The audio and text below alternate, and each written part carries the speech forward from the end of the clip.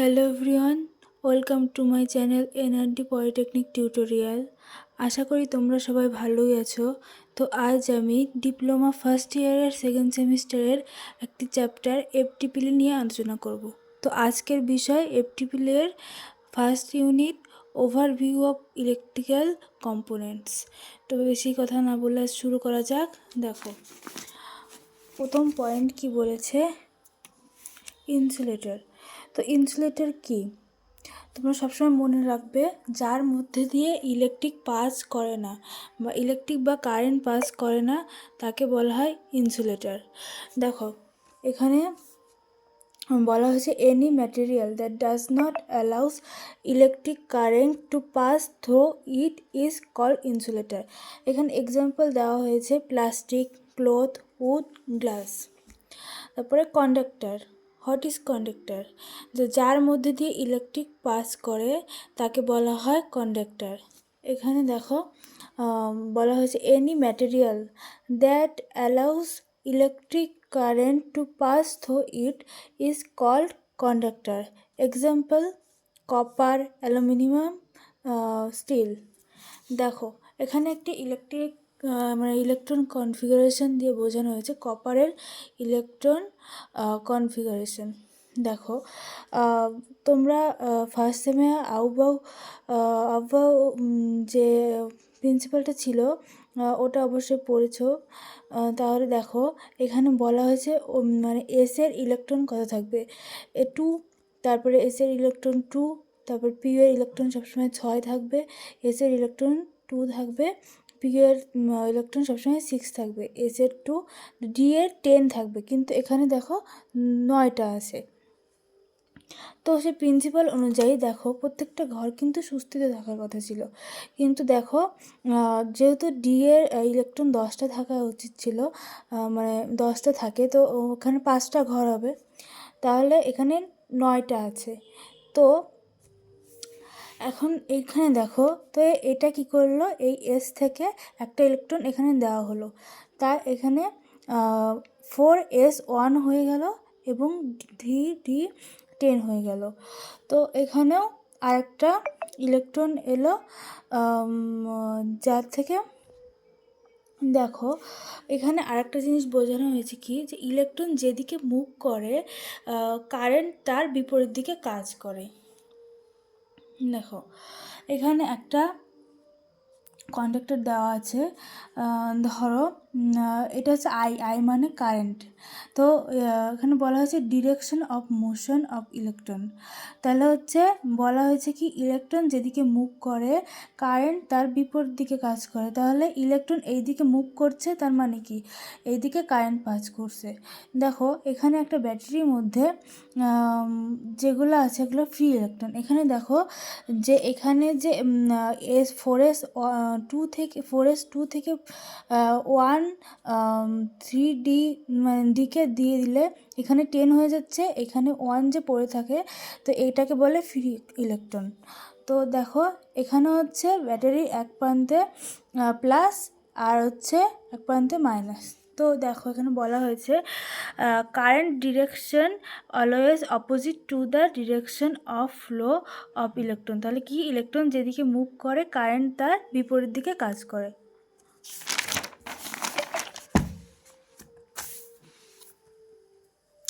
দেখো, কারেন্টকে সবসময় আই দ্বারা চিহ্নিত করা হয়।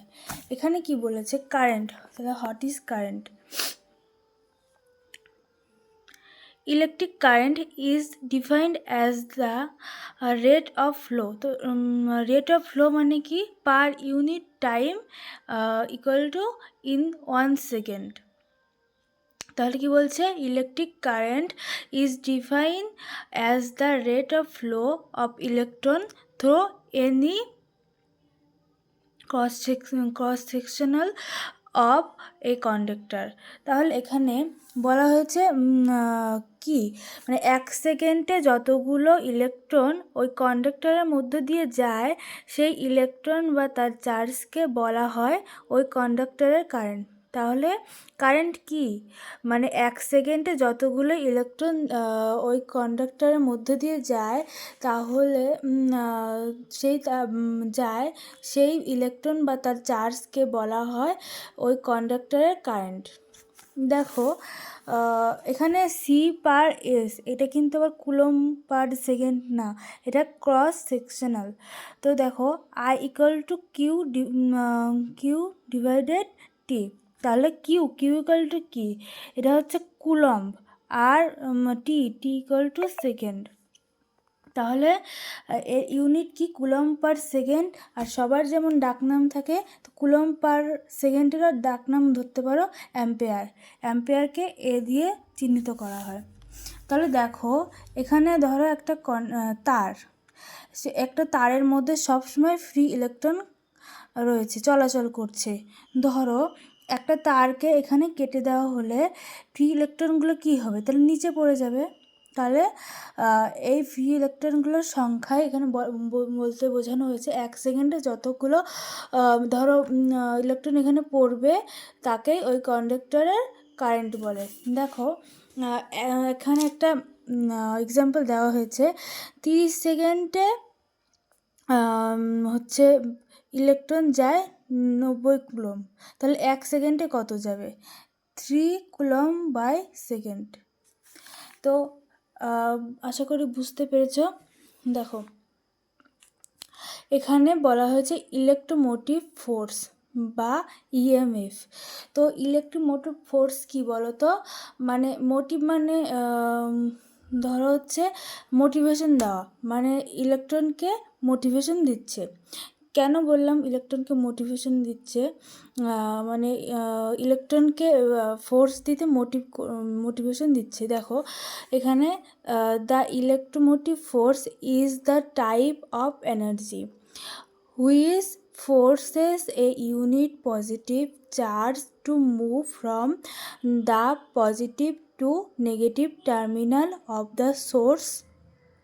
দেখো ধরো একটা অ্যালুমিনিয়ামের টুকরা আছে, সেখানে তো অ্যালুমিনিয়াম দিয়ে তো ইলেকট্রন চলাচল সম্ভব, কিন্তু একটা অ্যালুমিনিয়ামের টুকরা যদি রেখে দেই তাহলে তো তার মধ্যে ইলেকট্রন বা কারেন্ট নেই। যদি অ্যালুমিনিয়ামের এক প্রান্ত থেকে অন্য প্রান্তে মানে দুটো ব্যাটারি লাগানো হয়, তখন তার মধ্যে দিয়ে কারেন্ট ফ্লো করবে। তো এটাকেই বলা হয়েছে ইলেকট্রোমোটিভ ফোর্স। দেখো এখানে ধরো দুটো পাইপ, এটা একটা পাইপ, এটা একটা পাইপ। মনে করো এই পাইপটাতে বেশি জল আছে, এই পাইপটা খালি আছে, তাহলে এখান দিয়ে একটা চ্যানেল করে দেওয়া হলো। তো চ্যানেল করার পরে এই বেশি জলের থেকে এই কম জলের দিকে যাচ্ছে। ধরো এটা V1 আর এটা V1 না VA, এটা VB, তাহলে VA মাইনাস VB। আর একটা এক্সাম্পল দেখো, এটা ধরো একটা কন্ডাক্টর আছে, দেখো এখানে VA VB, এটা তো বললামই। তো এটা দেখো সবসময় হাই টু লোয়ের দিকে যাবে। দেখো এখানে প্লাস থেকে মাইনাসের দিকে সবসময় যাবে, এখানেও যেমন বেশির থেকে কমের দিকে যাচ্ছে। তো ইলেকট্রোমোটিভ ফোর্সের ইউনিটকে বলা হয় ভোল্ট। তো কি বলা হয়, ইলেকট্রোমোটিভ ফোর্সের ইউনিট ভোল্ট। দেখো এটা কিন্তু খুব ইম্পর্ট্যান্ট একটা কোশ্চেন, এটা কিন্তু আসে এমসিকিউ আসে অনেক সময়, ইলেকট্রোমোটিভ ফোর্সের ইউনিট কী, বা শর্ট কোশ্চেনও আসে। তো এটা মনে রাখবে, ইলেকট্রোমোটিভ ফোর্সের ইউনিট ভোল্ট। এগুলো কিন্তু মানে ছোট ছোট কোশ্চেন আকারে আসে, এগুলো মুখস্থ করবে। এগুলো হচ্ছে প্রত্যেকটা ডেফিনেশনগুলো মুখস্থ করবে।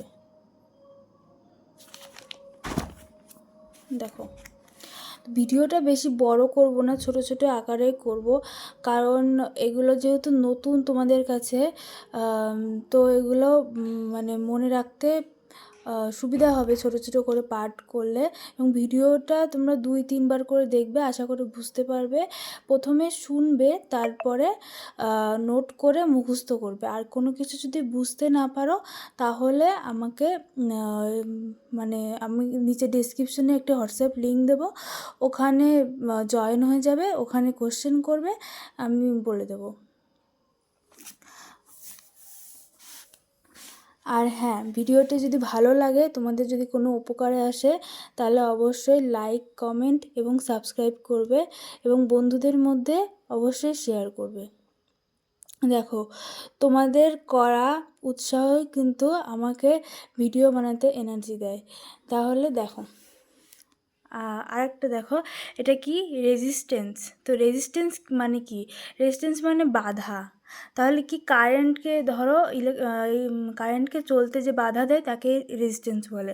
রেজিস্ট্যান্সকে কিন্তু আর দিয়ে ডিফাইন করা হয়। দেখো, একে বলা হয়েছে কি it is the property of a material by virtue of which it oppose the flow of current through it.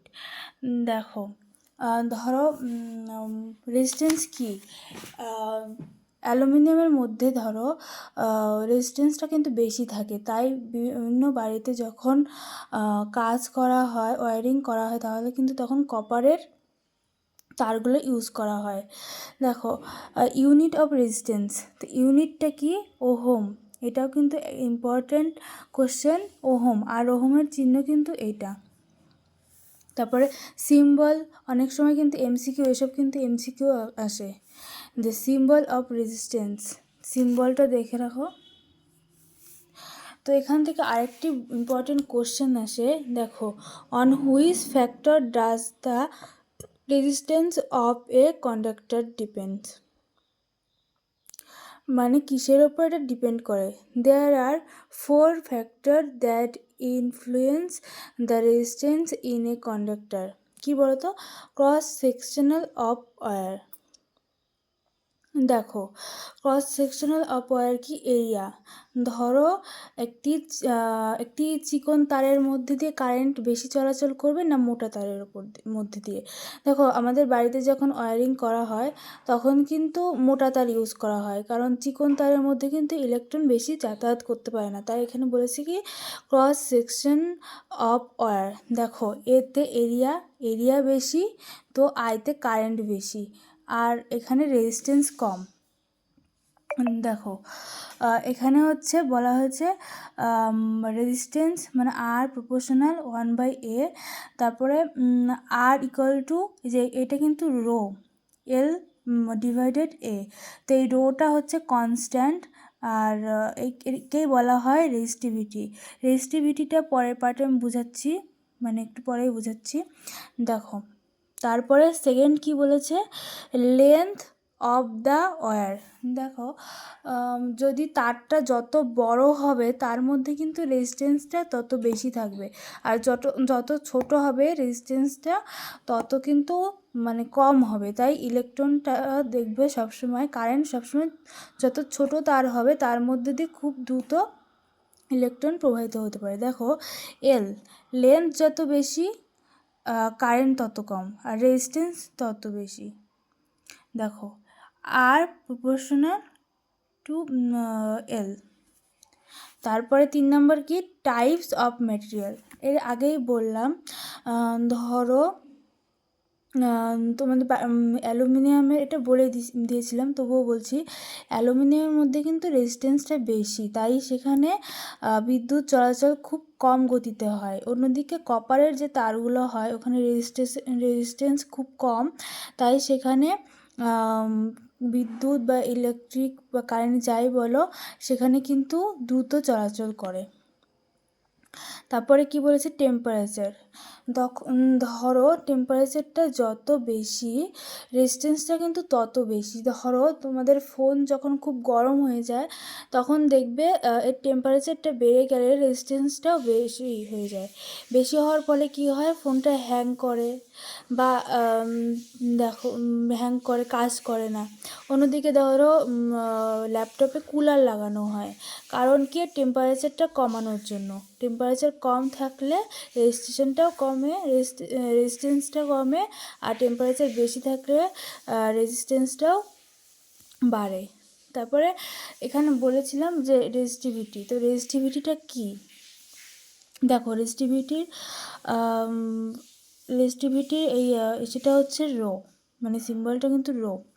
দেখো, এখানে বলা হয়েছে কি It is the resistance offered by a conductor of unit length and unit cross sectional area. দেখো এখানে কি বলা হয়েছে যে লেন্থ সবসময় 1 হবে এবং এরিয়াও 1 হবে। দেখো এখানে হচ্ছে লেন্থ 1 আর এখানে হচ্ছে এরিয়া, এরিয়াটাও এটা 1 হবে। দেখো তো আগে এই সূত্রটা এখানে লিখে দিলাম। তো আর ইকুয়াল টু রো এল এ, তারপরে রো ইকুয়াল টু দেখো আর এখানে কিন্তু বলা হয়েছে যে আর ইকুয়াল টু কই গেল 1, তাহলে হচ্ছে আর ওয়ানটা লিখে আর এ ইকুয়াল টু 1, এ মানে এরিয়াটা 1 লিখে দিলাম, এল ইকুয়াল টু 1 এটা লিখে দিলাম। তাহলে rho equal to R equal to resistance. আর আর আর হচ্ছে দেখো আর কিন্তু এখানে রেজিস্ট্যান্সের সিম্বল হচ্ছে আর, তো এখানে রো ইকুয়াল টু আর, তো আর ইকুয়াল টু রেজিস্ট্যান্স। দেখো এখানে এটার ইউনিটটা বোঝার একটু ব্যাপার আছে, দেখো ইউনিটটা বুঝিয়ে দিচ্ছি। ধরো rho equal to R dot A divided L. তো আর রেজিস্ট্যান্সের ইউনিট হচ্ছে ওহম, আর এরিয়া হচ্ছে মিটার স্কোয়ার, আর এল হচ্ছে মিটার। তো মিটার স্কোয়ার থেকে 1 মিটার কাটলাম, তো এখানে 1 মিটার মানে বেঁচে থাকলো। তাহলে রো মানে রেজিস্টিভিটির মানে ইউনিটটা হলো ওহম পয়েন্ট এম মানে মিটার। দেখো আজ এতটুকুই, বেশি বড় করছি না কারণ নতুন সাবজেক্ট, ভীতিটা একটু কাজ করছে জানি। তো পরবর্তী পেতে অপেক্ষা করো এবং ভিডিওটি ভালো লাগলে লাইক কমেন্ট শেয়ার করো। আর যদি কারোর পিডিএফ চাই তাহলে কমেন্ট করে বলো। ভিডিওটি ভালো, তো তোমরা সবাই আজকে ভালো থেকো, সুস্থ থেকো।